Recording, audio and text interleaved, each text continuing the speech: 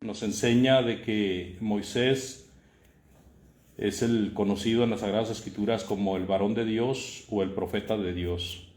También se declara que en el 34, 11 y 12, por favor, de Deuteronomio. Deuteronomio. Como él en todas las señales y prodigios que Jehová le envió a hacer en tierra de Egipto, a Faraón y a todos sus siervos y a toda su tierra, y en gran poder y en los hechos grandiosos y terribles que Moisés hizo a la vista de todo Israel. Así es. Hechos grandiosos y terribles que Moisés hizo a la vista de todo Israel. No se me viene a la mente algún hecho que fuera de horror o de terror, pero sí se me viene a la mente de hechos temibles de Moisés, cuando pegó con la vara como si pegara en suelo cuando estaba el mar ahí y que el mar se abrió. Cuando sus brazos estaban arriba y el pueblo estaba ganando la batalla, él bajaba los brazos y el pueblo perdía la batalla. Levantaba los brazos y el pueblo ganaba. Cosas así, hermanos. Cosas muy, muy significativas de este hombre de Dios llamado Moisés. Es el que está involucrado en este Salmo 90. En este Salmo 90 vamos a ver que al parecer hay dos poemas. Uno de ellos empieza desde el versículo 1 hasta el versículo 12 y el otro empieza del versículo 13 hasta el versículo 17. Son dos poemas muy importantes. Ahora, las dos partes o los dos poemas se enlazan literalmente por los versículos 11 y 12, que son los que enlazan las dos partes o los dos poemas. Y ¿qué más podemos decir? Bueno, el varón de Dios nos conecta a nosotros, eso lo vamos a ver al último. Ahorita quiero que vayamos por favor a Números, porque si no leemos Números, se nos va a escapar mucho del Salmo 90. Y yo les pido, y qué lástima que no está el hermano Vicente, porque cómo coincidió que la semana pasada, cuando terminamos el estudio de Salmos de la semana pasada, se acercó él y me habló de Caleb. Me dijo: hermano, ojalá algún día nos dé una clase de por qué a Caleb se le fue dado como con privilegio una tierra que él escogió. O sea, se le hizo raro al hermano Vicente, porque si hablamos de Caleb, tenemos que hablar de Josué. Josué y Caleb fueron las únicas dos personas que no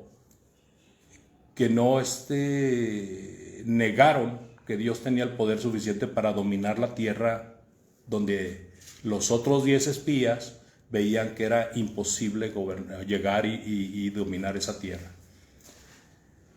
Entonces yo traía ahora, coincidió de que en el Salmo 90, al leer estos versículos, vamos a leer de Caleb precisamente, y al leer de Caleb nosotros nos vamos a dar cuenta de por qué a Caleb le fueron dichas esas palabras y por qué Caleb, cuando llega a la tierra prometida, al parecer de todas las personas que fueron personas a las cuales se les dio propiedades, Caleb fue el único que escogió su propiedad. Dijo: hey, yo quiero aquello.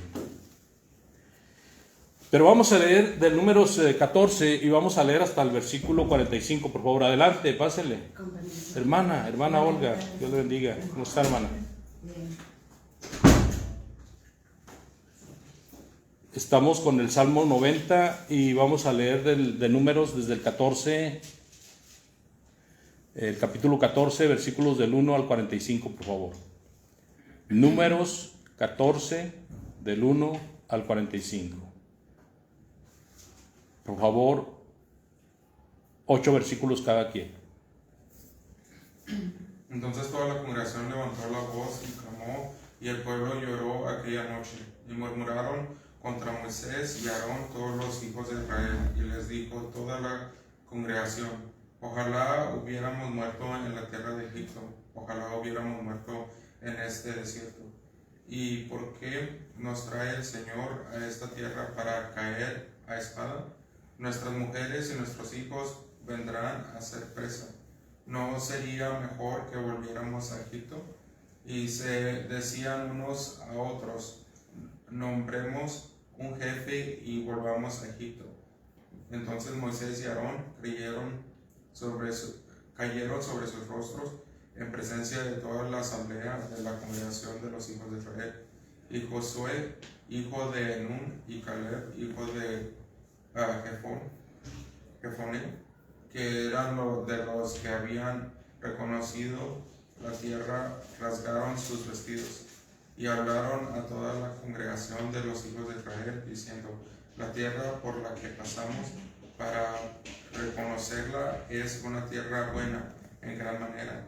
Si el Señor se agrada de nosotros, nos llevará a esa tierra y nos la dará. Es una tierra que maná, leche y miel. Por tanto, no seáis rebeldes contra Jehová, ni temáis al pueblo de esta tierra, porque nosotros los comeremos con pan. Su amparo se ha apartado de ellos, y con nosotros está Jehová, no lo temáis. Entonces toda la multitud habló de apedrearlos, pero la gloria de Jehová se mostró en el tabernáculo de reunión a todos los hijos de Israel. Jehová dijo a Moisés: ¿hasta cuánto me ha de irritar este pueblo? ¿Hasta cuánto no me creerán con todas las señales que he hecho en medio de ellos? Yo los heriré de monantal y los destruiré, y a ti te pondré sobre la gente más grande y más fuerte que ellos. Pero Moisés respondió a Jehová: lo oirán luego los egipcios, porque de en medio de ellos sacaste a este pueblo con tu poder. Y lo dirán a los habitantes de esta tierra, los cuales han oído que tú, oh Jehová, estabas en medio de este pueblo, que cara a cara aparecías tú, oh Jehová, y que tu nube estaba sobre ellos, y que de día ibas delante de ellos en columna de nube y de noche en columna de fuego.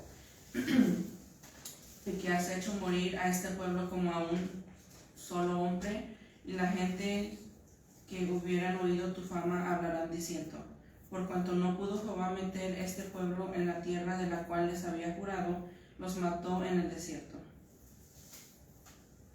Ahora pues, yo te ruego que sea magnificado el poder del Señor, como lo hablaste, diciendo: Jehová tardó para la ira y grande en misericordia, que perdona la iniquidad y la rebelión, aunque de ningún modo tendrá por inocente al culpable, que visita la maldad de los padres sobre los hijos hasta los terceros y hasta los cuartos.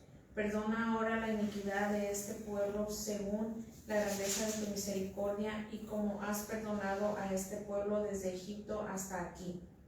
Entonces Jehová dijo: yo lo he perdonado conforme a tu dicho, mas tan ciertamente como vivo yo y mi gloria llena toda la tierra, todos los que vieron mi gloria y mis señales que he hecho en Egipto y en el desierto, y me han tentado ya 10 veces y no han oído mi voz, no verán la tierra de la cual juré a sus padres, no ninguno de los que me han irritado la verá.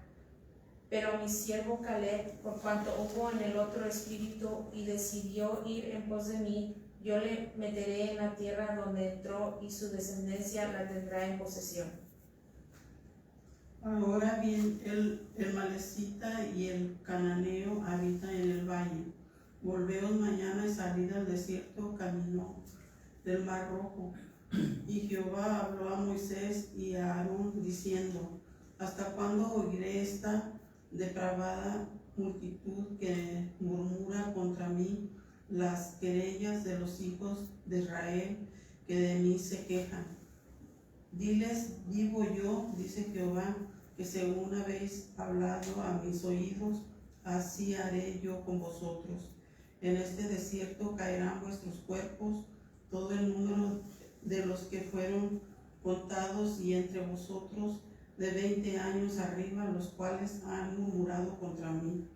Vosotros, a la verdad, no entréis en la tierra por la cual alcé mi mano y juré que os haría habitar en ella, exceptuando a Caleb, hijo de Jefone, y a Josué, hijo de Nun, pero vuestros niños, de los cuales dijisteis que serían por presa, yo los introduciré, y ellos conocerán la tierra que vosotros despreciasteis.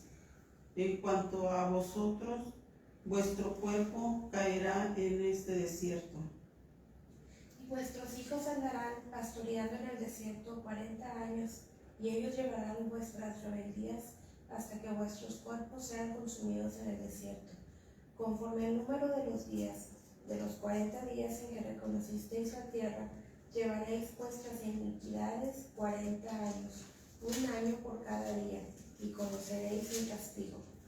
Yo Jehová he hablado, así haré a toda esta multitud perversa que se ha juntado contra mí. En este desierto serán consumidos y ahí morirán. Y los varones que Moisés envió a reconocer la tierra y que al volver habían hecho murmurar contra él a toda la congregación, desacreditando aquel país, aquellos varones que habían hablado mal de la tierra murieron de plaga delante de Jehová. Pero Josué, hijo de Nun, y Caleb, hijo de Jefón, quedaron con vida de entre aquellos hombres que habían ido a reconocer la tierra.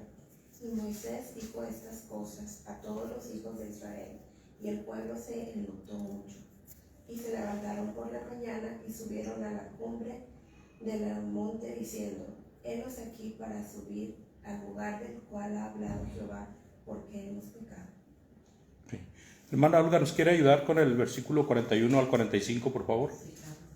Y dijo Moisés: ¿Por qué quebrantáis el mandamiento de Jehová? Esto tampoco os saldrá bien. No subáis, porque Jehová no está en medio de vosotros, no seáis heridos delante de vuestros enemigos, porque el amalacita y el cananeo están ahí delante de vosotros, y caeréis a espada, pues cuanto os habéis negado a seguir a Jehová, por eso no estará Jehová con vosotros. Sin embargo, se obstinaron en subir a la cima del monte, pero el arca del pacto de Jehová y Moisés no se apartaron de en medio del campamento, y descendieron el amalacita y el cananea, y habitaban en aquel monte, y los hirieron y los derrotaron, persiguiéndolos hasta Ormán. Muy bien, esta lectura nos enseña a grandes pasos.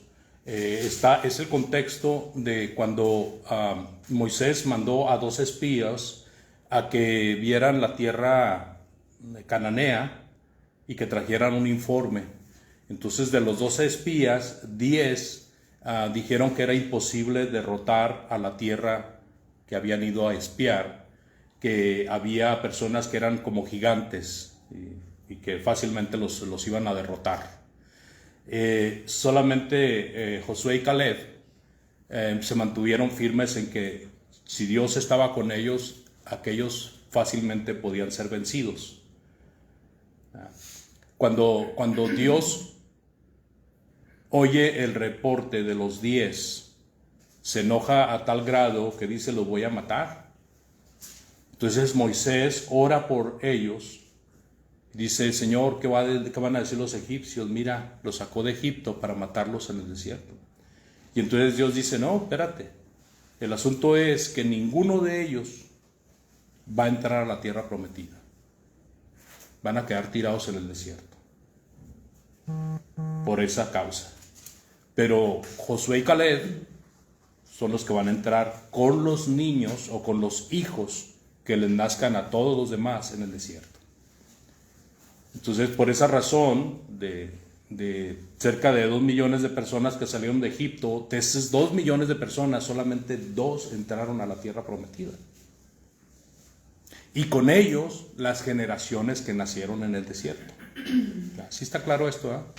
Pero si se fija, hay una referencia de Dios especialmente para Caleb. Dice que a Caleb, releyendo ahí el versículo, para que sepan, en el versículo 24: pero a mi siervo Caleb, porque ha habido en él un espíritu de sustento, me ha seguido plenamente, lo voy a introducir a la tierra donde entró, y su descendencia tomará posesión de ella. Lo que hacía referencia el hermano Vicente la semana pasada era que él no sabía por qué cuando estaban repartiendo la tierra, después de haberla conquistado, de todos, Caleb fue el único que escogió su propia tierra. O sea, a él no se le repartió, él la escogió. Y es por esta promesa que Dios le hace aquí a Caleb. Ahora, ¿por qué lo hizo? Porque Caleb tuvo unas palabras muy, muy alentadoras desde el capítulo anterior. Estamos leyendo el capítulo 14, pero si leemos el 13:30, por favor. Capítulo 13, versículo 30. Después de que aquellos habían llevado una mala información acerca de la tierra que debía de conquistar el pueblo de Israel, fíjense lo que hace Caleb. Versículo 30. ¿Quién lo lee, por favor? Entonces Caleb hizo callar al pueblo delante de Moisés y dijo: subamos luego y tomemos posesión de ella, porque más podremos nosotros que ellos. Por esas palabras que Caleb dijo, hermanos, Dios le dio este privilegio. O sea, mientras que todos los demás, con excepción de Josué y Caleb, habían negado de que podían conquistar la tierra, Caleb, tomando la palabra, dice: la podemos conquistar. Claro que sí. Vamos a subir y vamos a conquistarlos. Este Caleb, hermano, que casi no se habla de él en la Biblia, o se menciona más a Josué que a Caleb, pero este Caleb era un hombre sumamente valiente, o sea, él tenía una fe tan grande con Dios, que él sabía que si Dios lo decía, lo hacía. Él no dudaba. Y cuando vemos la trayectoria de Caleb, y si usted se pone a estudiar todo lo que habla la Biblia de Caleb, se da cuenta de que es un hombre sin doblez, un hombre sumamente valiente, ¿verdad? Después de que Moisés muere y que Josué se encarga de cruzar, porque a Josué le es dada la tarea de que no va a ser Moisés el que cruce el Jordán para dar la tierra prometida, sino que vas a ser tú, Josué. Y cuando vemos a Josué, el que es su brazo derecho es Caleb. Bueno, ahí está la respuesta que yo le traía al hermano Vicente. Espero que a nosotros nos sirva, nos ayude para aprender un poco más acerca de este personaje. Pero aquí lo que vemos es Moisés batallando con el pueblo y luego implora a favor del pueblo, y Dios dice: ok, pero va a pasar esto y esto otro. Y entonces, habiendo sentenciado eso, ahora los israelitas se envalentonan y van a pelear cuando todavía Dios no les ha dicho que vayan a pelear. Y Moisés dice: no lo hagan. Si lo hacen, van a ser derrotados. Y se atrevieron a ir y fueron tirados ahí todos en el desierto. En eso termina lo que leímos ahorita. Ahora, leyendo el Salmo 90, por favor, y tomando ese contexto, versículos del 1 al 17. Ya que leyeron ustedes, me ayudaron bastante en la lectura, permítanme leer esta parte a mí.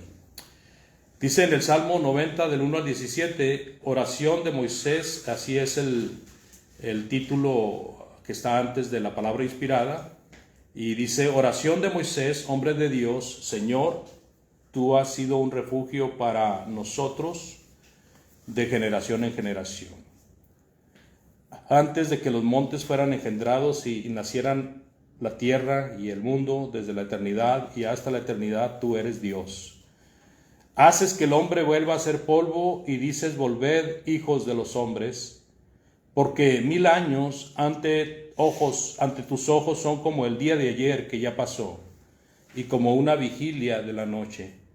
Tú los has barrido con un torrente, como un torrente, son como un sueño, son como la hierba que por la mañana reverdece, por la mañana florece y reverdece, al atardecer se marchita y se seca. Porque hemos sido consumidos con tu ira, y por tu furor hemos sido conturbados. Has puesto nuestras iniquidades delante de ti, nuestros pecados secretos a la luz de tu presencia. Porque por tu furor han declinado todos nuestros días. Acabamos nuestros años como un suspiro. Los días de nuestra vida llegan a 70 años, y en caso de mayor vigor, a 80 años. Con todo, su orgullo es solo trabajo y pesar, porque pronto pasa y volamos. ¿Quién conoce el poder de tu ira y tu furor conforme al temor que se te debe? Enséñanos a contar de tal modo nuestros días que traigamos al corazón sabiduría. Vuelve, Señor, ¿hasta cuándo? Y compadécete de tus siervos. Sácianos por la mañana con tu misericordia y cantaremos con gozo y nos alegraremos todos los días. Alégranos conforme a los días que nos afligiste y a los años en que vimos adversidad. Manifiéstese tu obra a tus siervos y a tu majestad, a sus hijos. Y sea la gracia del Señor nuestro Dios sobre nosotros. Confirma pues sobre nosotros la obra de nuestras manos. Sí, la obra de nuestras manos confirma. Voy a hacer un rápido y breve recorrido en estos versículos. Moisés está orando y, como vimos antes de la lectura de Números, es conocido como el varón de Dios, que en otras palabras quiere decir el hombre de Dios. Y la oración de Moisés es en cuanto a la protección de Dios hacia sus hijos. Y como en el versículo 2, Moisés está hablando de la eternidad de Dios. Dios es antes que los montes, es antes que la tierra, es antes que el mundo, es eterno, desde la eternidad hasta la eternidad, es Dios. Y esta declaración de Moisés es una declaración muy fuerte, porque aquellas personas que no creen en Dios, en este Dios todopoderoso, porque bueno, los ateos dicen, es que yo no creo en Dios. Entonces cuando uno empieza a hablarles de este Dios, espérate, es que yo no creo en ningún Dios, ni en el Dios de la Biblia, ni en el Dios de los maometanos, ni en ningún ídolo, nosotros no creemos en ningún Dios.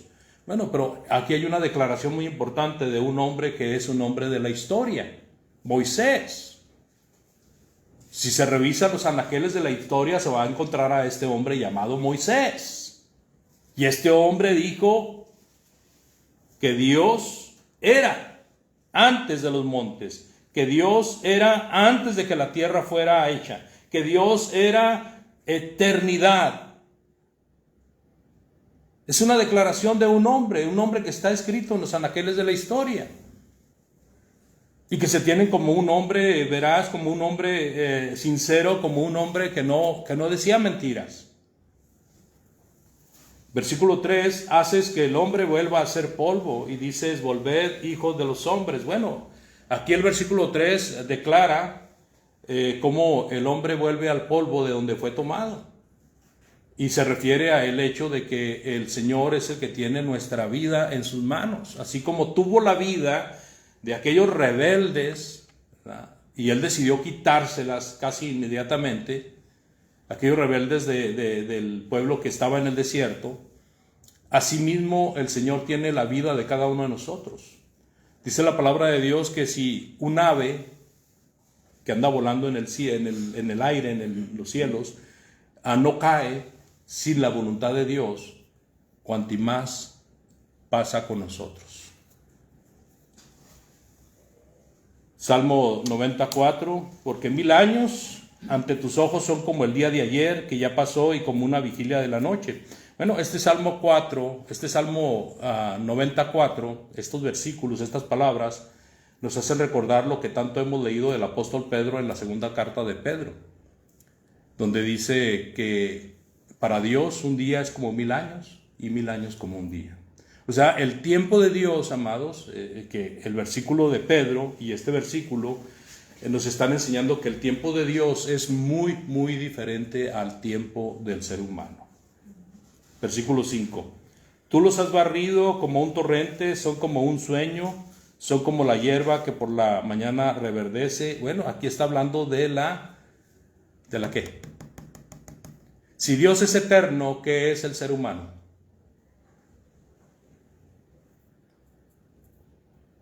Si Dios es eterno, ¿qué es el ser humano? Mortal. Mortal. Este versículo está hablando de la brevedad de la vida. Tú los has barrido como un torrente, son como un sueño, son como la hierba. ¿Qué pasa con la hierba? En la mañana está muy verde porque cayó rocío, ¿verdad? y le empieza a dar un poquito el sol y se ve un verde precioso. Pero por la tarde, si no cae lluvia, ¿cómo está? Marchita, seca. Dice el versículo 7, hablando todavía de la brevedad que el hombre tiene como vida, porque hemos sido consumidos con tu ira y por tu furor hemos sido conturbados. Has puesto nuestras iniquidades delante de ti y nuestros pecados secretos a la luz de tu presencia, porque por tu furor han declinado todos nuestros días, acabamos nuestros años como un suspiro. ¿Qué dijo Santiago acerca de la vida? Nuestra vida es como neblina, aparece un poco de tiempo y luego desaparece.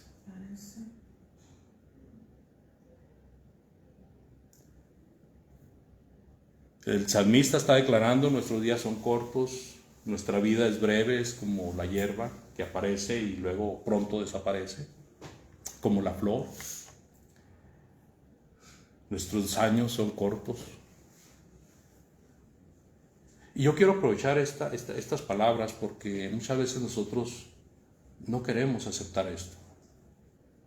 Va a llegar un día en que ya no vamos a estar aquí. Es más, puede llegar el día en que aunque estemos aquí ya no podemos hacer nada por cambiar las cosas. Pero ahorita estamos aquí. Y ahorita todavía tenemos lucidez y podemos cambiar muchas cosas. Solamente es que lo queramos y que lo hagamos. Nosotros podemos decirle al Señor desde este momento, este día: Señor, voy a caminar contigo, pero ahora lo voy a hacer apegado como Caleb. O decirle: Señor, pues yo voy a seguir igual, que al cabo pues ahí cuando esté más grande, cuando tenga más años, a lo mejor logro dejar esas cosas que me estorban para servirte y ya puedo hacerlo con más tranquilidad. Podemos tomar cualquiera de las decisiones, somos libres de tomar cualquiera de las decisiones, pero Dios nos está hablando de la brevedad de nuestra vida. El Salmo 90:10 dice: los días de nuestra vida llegan a 70 años. ¿Cuántos años tiene usted? ¿20, 30, 40, 50, 60? ¿Cuántos años tiene? ¿Cuántos años le faltan para llegar a los 70? ¿Cuántos años piensa que va a durar después de los 70?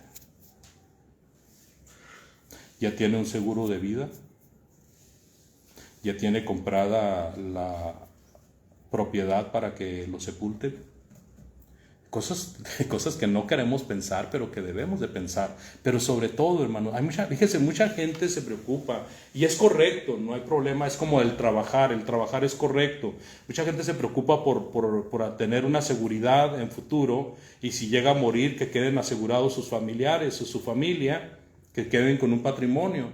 Y muchas personas se afanan tanto en esto, pero no se preocupan por lo principal, que es: ¿cómo estoy delante de Dios? ¿Cómo está mi vida delante de Dios? Si muero, ¿voy a ir con Dios? ¿El Señor me va a decir: venid a mí, bendito de mi Padre? ¿O me va a rechazar? Entonces es importante preocuparnos por nuestra muerte, de tal manera que inclusive si podemos comprar la propiedad donde vamos a quedar, pues hay que comprarla. Pero más importante es el prepararnos, el estar preparados para la venida de nuestro Señor Jesucristo, o para el día en que ya no podamos hacer nada, hermanos. Otra vez, vuelvo a decir, quizás todavía estemos vivos a los 70, a los 80 años, pero ya no podamos cambiar nuestra vida. Ahorita podemos, hoy podemos cambiarla. Mañana no existe. Porque fíjese, a mí se han llegado personas a preguntarme: mira, yo tengo este problema. Mi hijo fue muy desobediente. Me sacó canas verdes. Y pues yo luché con toda mi fuerza, con todo mi conocimiento, para que él se entregara a Dios. Pero nunca lo hizo. Se entregó a la droga, se entregó a la vida alegre y llegó un momento en que su mente se desvió, se trastornó, de tal manera que ahora es un pelele, tiene una mente que no sabe ni lo que dice, no sabe ni lo que hace y tiene que estar en cuidados mentales. ¿Tú crees que Dios lo perdone? Porque pobrecito está enfermo de la mente. Preguntas difíciles, porque uno puede decirle no se va a salvar, pero uno no tiene que decir que no se va a salvar. Solamente diga lo que hacía el Señor Jesucristo y lo que hacían los apóstoles. No predique directamente que el ídolo es malo, solamente predique quién es el verdadero Dios, punto. Podemos decir que el ídolo es malo, es correcto también, pero a veces podemos decir solamente que Dios es el Todopoderoso y que no hay otro Dios después de Él. En el caso de un asunto donde hay tanta sensibilidad como esta, de un padre de familia que se acerca a hablar acerca de su hijo, pues mira, yo no te puedo decir que se va a salvar o que se va a condenar, pero la palabra de Dios dice que él debía de haber obedecido a Dios.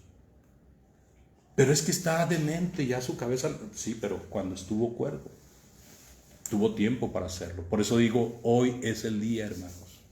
El mañana no existe. Hoy es el día en que debemos de reafirmar nuestro compromiso con Dios. Es el día en que le debemos decir a Dios, Señor, soy tuyo, haz de mí lo que quieras. Porque si no lo hacemos, va a llegar el día en que se va a acabar la oportunidad y nosotros ni cuenta nos vamos a dar cuándo va a pasar. ¿Qué pasó con el pueblo rebelde? Ellos muy valientes, ahí vamos a pelear, pero no habían recibido instrucción de Dios. Pero ellos creían que estaban haciendo lo correcto, iban a pelear para ganarle, porque al fin y al cabo sí podían dominarlos. Pues los dominaron. Porque no era el tiempo, no era el momento. Tenían que seguir instrucciones. Entonces, 70 años es el promedio de vida y 80 años en los más saludables. No quiero decir los más robustos porque por eso vemos tantos gorditos. En los más saludables. Las personas que cuidan su salud pueden para llegar a los 80 años. Se fija que ahora el promedio de vida es más grande que décadas atrás. Usted se ha preguntado por qué ahora la gente dura un poco más de tiempo que antes. Tenemos casos excepcionales antes, porque inclusive acabo de oír de una persona que cumplió 125 años. Pero es un caso, hermano, de entre millones. Pero hablando generalmente, el promedio de vida es más alto en este tiempo que en el tiempo de nuestros padres y nuestros abuelos. ¿Por qué? Los avances médicos. Por los avances médicos. Porque Dios, en su infinita misericordia, dándole conocimiento al hombre para que el hombre se vuelva en contra de él, diciendo que la ciencia es la madre de Dios, que la ciencia es el Dios del mundo, cuando Dios dio la ciencia para que se le reconociera a él. Pocos científicos son los que reconocen que hay una mano todopoderosa detrás de todas las cosas. El promedio de vida es más alto hoy porque hay más conocimiento, ¿verdad? Antes había una epidemia de tifoidea y no sabían cómo atacarla. Había una epidemia de poliomielitis y no sabían cómo atacarla. Había ¿cómo era la otra enfermedad que era muy característica en los años de nuestros abuelos, que moría uno con tos y le salía sangre de la boca? ¿Cómo se llamaba esa enfermedad? Tuberculosis. No sabían cómo atacarla. La diabetes, hermanos. La diabetes se ha hecho famosa en las últimas décadas, pero la diabetes es desde siempre ha habido personas que les gusta mucho el dulce. Pero muchas personas morían de cierta enfermedad y decían, no, pues es que murió porque le dio un paro al corazón, era lo más fácil de decir. Pues sí, todas las personas morimos porque se nos paraliza el corazón. Entonces, dice nuevamente el versículo 10, los días de nuestra vida llegan a 70 años y en caso de mayor vigor a 80 años. Con todo su orgullo es solo trabajo y pesar porque pronto pasa y volamos. ¿Quién conoce el poder de tu ira? Versículo 11. Y tu furor conforme al temor que se debe. O sea, ¿quién te respeta, Señor? ¿Quién aprecia lo que tú eres. ¿Quién teme a tus mandamientos y los obedece? ¿Quién? ¿Quién, Señor? Versículo 12, enséñanos a contar de tal modo que nuestros días que traigamos al corazón, enséñanos a contar de tal modo nuestros días que traigamos al corazón, ¿qué cosa? Sabiduría, hermanos. La sabiduría de Dios es la que nos instruye y nos guía a caminar correctamente. Versículo 13, vuelve, Señor, ¿hasta cuándo? ¿Hasta cuándo vas a volver, Señor? ¿Hasta cuándo vas a regresar? Y te vas a compadecer de tus siervos. Sacíanos por la mañana. Esa fue la oración de Moisés en el momento en que Dios quería destruir a todo el pueblo por causa de estos falsos israelitas que trajeron noticias negativas al pueblo. Sacíanos por la mañana con tu misericordia y cantaremos con gozo y nos alegraremos todos nuestros días, ¿verdad? O sea, en otras palabras, permítenos vivir cada mañana que despertemos y nosotros nos dedicaremos a hacer lo que debemos. ¿Cuál es el propósito del hombre sobre la tierra? Usted sabe que cuando leemos la palabra de Dios y aconsejamos a la gente, necesitas leer la palabra de Dios, necesitas conocer la palabra de Dios, porque es en la palabra de Dios donde encuentras realmente quién eres, dónde estás y para dónde vas. En otras palabras, quién eres, para qué estás aquí, cuál es el propósito de estar aquí. En otras palabras, cuando nosotros nos ponemos a discernir acerca de esto, llegamos al punto en que hay un propósito por el cual debemos de estar en esta vida. Y muchas personas dicen, ay, este es mi gran propósito, llegar a África y hablarle a la gente de Dios. Pero ni siquiera han servido a Dios en su vida. Ni siquiera se han convertido, ni siquiera han conocido el Evangelio de Cristo.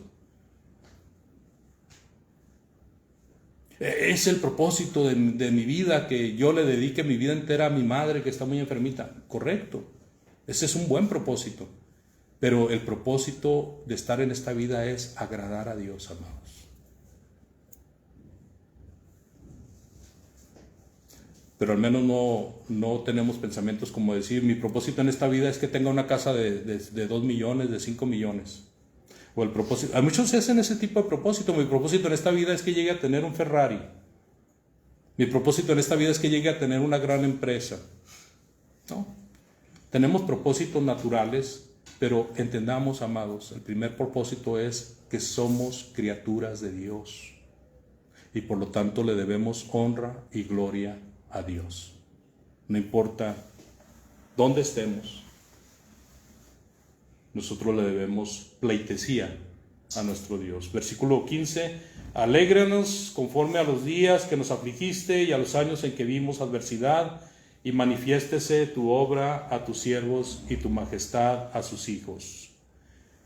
Para terminar, dice el salmista, sea la gracia del Señor nuestro Dios sobre nosotros. Confirma pues sobre nosotros la obra de nuestras manos. Si la obra de nuestras manos, confirma, haciendo como énfasis, si la obra de nuestras manos confirma. Somos criaturas de Dios, estamos con el propósito de servir a Dios. Y aunque tenemos deberes y responsabilidades alrededor nuestro deber y nuestra principal responsabilidad es estar atentos a lo que Dios dice y aplicarlo, practicándolo en nuestra vida. Dios les bendiga. Muchas gracias por su atención. Es un placer ver a nuestra hermana Olga por aquí. Está visitándonos.